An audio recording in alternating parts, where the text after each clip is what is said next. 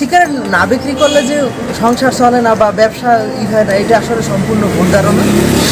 শিরক বালাদে লামিন রাখা হয়েছে এই কারণে যে এটা একটা নিরাপদ এলাকা।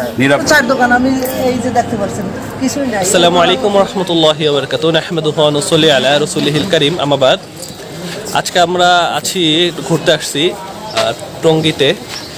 তো এখানে এক ভাইয়ের সাথে দেখা হয়েছে, উনি একটি দোকান চালাচ্ছেন, পাশাপাশি চাও বিক্রি করছেন। তো আমার কাছে একটা বিষয় ভালো লাগলো, ওনার চার দোকানে আসলে সিগারেট বিষয়টা নাই। তো অনেকেই ভাবে যে আসলে সিগারেট না বিক্রি করলে তার দোকান চলবে না। তো ওনার দোকান আসলে চলছে কিনা এই বিষয়টা আসলে জানবো, চলুন আপনার জন্য জানাবো ইনশাআল্লাহ। আসসালামু আলাইকুম ওয়া রাহমাতুল্লাহ। ওয়া আলাইকুম আসসালাম ওয়া রাহমাতুল্লাহ। মুহতারাম, আপনার নাম কি? আমার নাম মোহাম্মদ নাহিদ রাজা। দেশে বাড়ি কোথায় ভাইজান? দেশে বাড়ি বরিশাল ঝালুকাঠি। ঝালুকাঠিতে। এখানে কতদিন? এখানে এই ডিসেম্বরের 21 তারিখ জয়েন করছি। এই এলাকাটার নাম কি?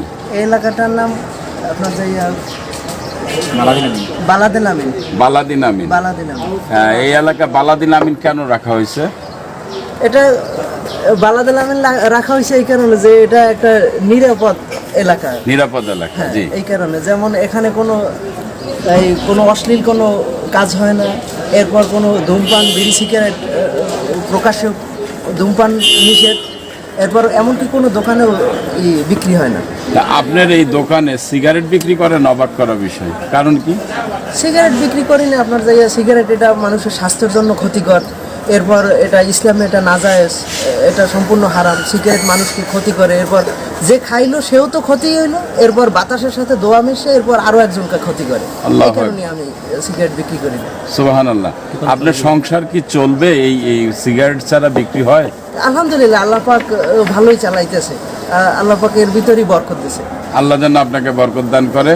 আপনি এখানে কত বছর আছেন? আমি এখানে আজকে 5 বছর যাবত আছি। আপনি এই যে যারা বলে যে সিগারেট বিক্রি না করলে দোকান চলে না, এদের উদ্দেশ্যে কিছু বলেন?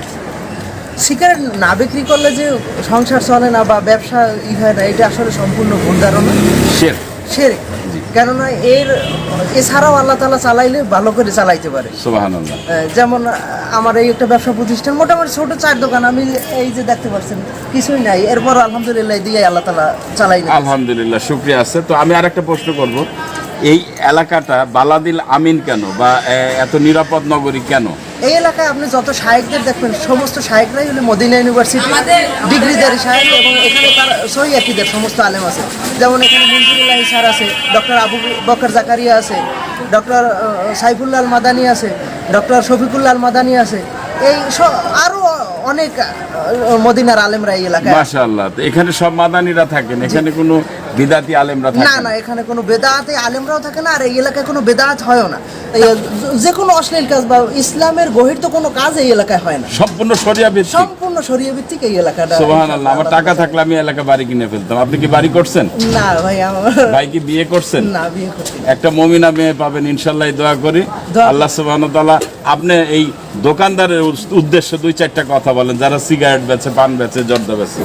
আমি সবার কাছে আমার আকুল আবেদন থাকবে এটা, যে ইসলামী শরীয়তে যেটা নিষিদ্ধ, যেটা মানুষের ক্ষতি করে, এটা সবাই পরিহার করলে আমাদের সমাজ, এরপর এই সিগারেটের দ্বারাই কিন্তু আমাদের নিজেদের সন্তানরাই কিন্তু বড় বড় ভুল পথে যাচ্ছে। তারপর আমরা ব্যবসা করি, আমাদের সন্তানদেরকেই এই সিগারেট খাওয়াচ্ছি, এরপর এই ধোয়ার মাধ্যমে তাদেরই আবার ক্ষতি হচ্ছে। এই কারণে সমস্ত ব্যবসায়ীদেরই উচিত যেন তারা সবাই যেন এই সিগারেট, বিড়ি, তামাক, জর্দা যেন সম্পূর্ণভাবে বয়কট করে চলে। এরা যেন ব্যবসা প্রতিষ্ঠানে যেন এইগুলো না রাখে, সবাই যেন ফেলাই। আমিন আমিন।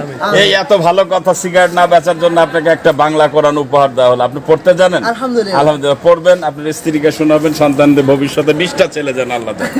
আমিন আমিন। আসসালামু আলাইকুম। ভাইয়ের কথা আমরা শুনলাম, আলহামদুলিল্লাহ। এরকম ইমান যদি আমাদের সকল দোকানদার ভাইদের থাকতো, তাহলে আজকে আমরা সিগারেট মুক্ত বাংলাদেশ পেতাম ইনশাআল্লাহ। তো বিশ্বাসটাই সবকিছু। রিজিকের মালিক আল্লাহ সুবহানাহু ওয়া তাআলা। কোনো সিগারেট বিক্রি না করলে কারো রিজিক কমবে না, এটাই ভাইদের দ্বারাই প্রমাণ হয়ে গেল ইনশাআল্লাহ। তো সবাই আমরা চেষ্টা করবো সিগারেটকে বর্জন করার। আসসালামু আলাইকুম।